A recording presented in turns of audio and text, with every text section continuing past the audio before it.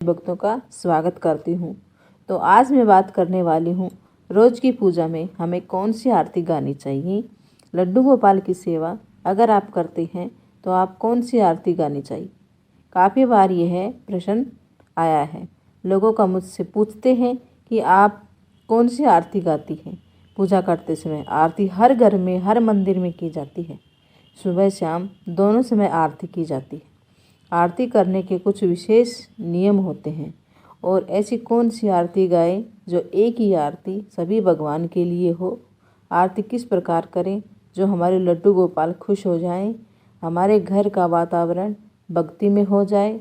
तो लोगों के जो प्रश्न होते हैं आज की वीडियो में मैं उनका आंसर देने वाली हूँ। मैंने अपने घर के मंदिर में बहुत सारे देवी देवताओं को विराजमान किया हुआ है और साथ में ही लड्डू गोपाल की सेवा भी करती हूँ। तो प्रतिदिन की पूजा में कौन सी आरती गानी चाहिए, मैं कौन सी आरती गाती हूँ। जब हम भगवान की पूजा करते हैं, फिर चाहे वो कोई भी भगवान हो, किसी भी भगवान की हम पूजा करते हों, उसके बाद हमें कौन सी आरती गानी चाहिए। काफ़ी सारे लोगों का प्रश्न आ चुका है। यह मेरे पास और हम सभी के घरों में बहुत सारे देवी देवताओं की पूजा होती है। जैसे गणेश भगवान हैं, कृष्ण भगवान है, राम जी हैं, शिव जी हैं, खाटू श्याम जी हैं और एक दुर्गा माता है और माता लक्ष्मी है। बहुत सारे देवी देवता हैं हमारे घर के मंदिर में और आपके कुल देवी देवता भी होंगे। तो आप बात आती है ऐसी कि मैं कौन सी आरती गानी चाहिए। और साथ में ठाकुर जी की सेवा से भी आप करते हैं तो सभी देवताओं की अगर आरती गाएंगे तो बहुत सारा समय लग जाएगा और होगा क्या, जो आप लड्डू गोपाल जी की सेवा करते हैं, पूजा करते हैं, वह समय धीरे धीरे कम होता जाएगा और कुछ दिनों बाद आप यह सोचेंगे पूजा आरती करने में लड्डू गोपाल की सेवा में बहुत अधिक समय लग जाता है और धीरे धीरे क्या होगा, आप पूजा करना ही बंद कर देंगे, लड्डू गोपाल की सेवा करना बंद कर देंगे। और काफ़ी सारे भक्तों के साथ ऐसा ही हुआ है कि मंदिर में बहुत सारे भगवान हैं, साथ में ठाकुर जी की सेवा भी करते हैं। तो काफ़ी बार समझ में नहीं आता होगा कि कौन सी आरती गाएं, किसकी पूजा करें। इसलिए बस जोत जलाएं और हाथ जोड़ें, बस हो गई हमारी पूजा। तो बात करते हैं आरती किसकी गाएं। बहुत सारे भगवान हैं तो शास्त्रों में क्या कहते हैं, जैसे जब आकाश से बारिश की बूंदें धरती पर गिरती हैं, नदी में जा मिलती हैं, नदी से सागर में जा मिलती हैं, ठीक उसी प्रकार आप किसी भी भगवान की पूजा करें, आरती करें, सेवा करें, वह पूजा भगवान श्री हरि विष्णु जी को समर्पित हो जाती है। यानी हमें रोज़ाना प्रतिदिन डेली की पूजा में श्री हरि विष्णु जी की आरती गानी चाहिए। यानी हमें ओम जय जगदीश हरे की आरती गानी चाहिए।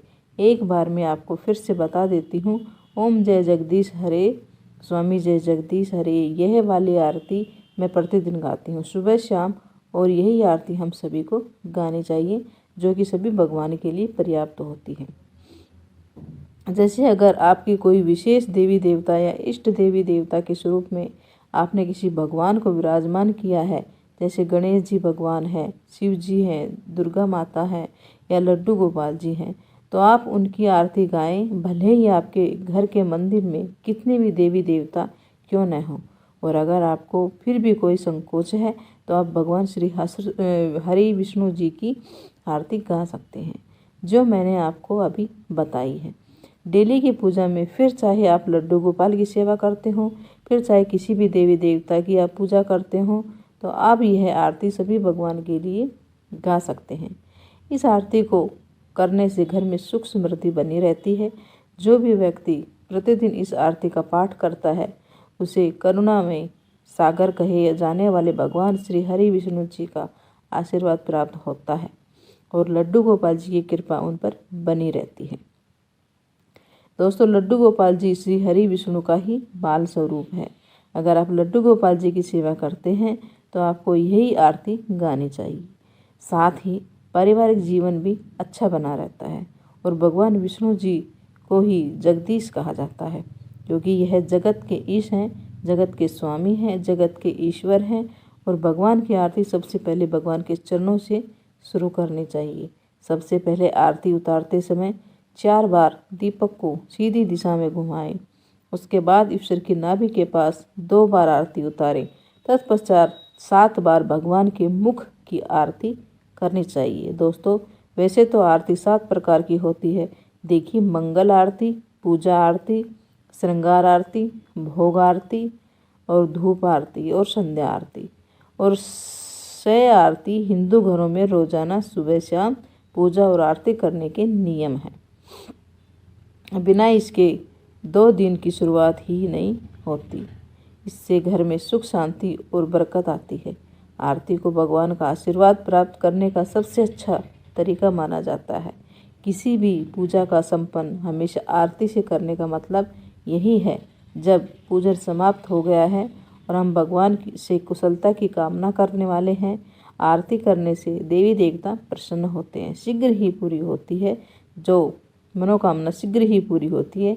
जिन लोगों का मेरे पास कमेंट आता है कि काफ़ी बार कमेंट आ चुका है कि डेली की पूजा में हमें कौन सी आरती गानी चाहिए, तो दोस्तों अब डेली की पूजा में कौन सी आरती गाती हैं, तो उन लोगों को उनका सवाल का जवाब मिल गया है होगा। अगर वीडियो अच्छा लगा हो तो प्लीज़ वीडियो को लाइक ज़रूर कीजिएगा। साथ ही हमारे चैनल को सब्सक्राइब करना ना भूलिए। तो फिर मिलते हैं अगली किसी और वीडियो के साथ में। तब तक के लिए आप सभी को राधे राधे, जय श्री कृष्ण।